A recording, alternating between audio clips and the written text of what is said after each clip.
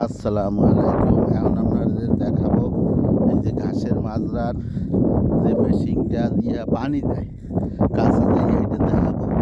ওই যে দেখা যাচ্ছে এইটা দিয়া পানি দেয়। এটা চতুর সাইড দিয়ে ঘুরিয়ে আসে। ওই হইলো গোড়া আর এইখানটা হইলো মাথা। এটা হলো ফরা, পানির ফরা আছে। এটা শীতকালে চলে না, শীতকালে বন্ধ থাকে, গরমে চলে। গরমে এই ঘাসগুলি বড় হয় আর 15-20 দিন পর পর কাটে। কাটিয়া উট বকরিরে শুকাইয়া বাঁধিয়া তারপর উট বকরি গান মানে দুম্বা এইগুলির জন্য খাদ্য। এতে লাখ লাখ টাকা হেরা খরচা করে।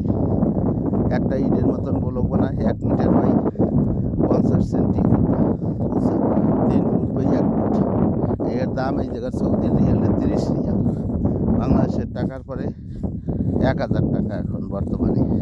এই যে গাছ দেখছেন, এই ঘাসের চেহারা দেখছেন, এই যে ঘাসের চেহারা একবার ডাইল গাছের মতন। আমাদের সাথে ডাল, এই ডাইলের গাছের মতন একেবারে চেহারা। এই যে ঘাস, এই ঘাসের এগুলি খায়, জমের খাওয়া খায়। এগুলি শুকাইয়া বছর ভরিয়ে রাখে। ওই যে সাইডে রাখা ধুয়ে দিচ্ছে টাইকা। যদি আজকে একটু আবহাওয়া বেতাল, বৃষ্টি হইতেও পারে, না হইতে পারে। সৌদি আরবের বৃষ্টি খুব কম হয়। এই জন্য এখন আপনাদের দেখাবো এইখানের যে মেশিন, এগুলি কারেন্টে চলে। এই যে মেশিন, এই 3 মাস বন্ধ থাকবে। 3 মাস পরে আবার গরম আসবে, গরম আসলে চালাবে।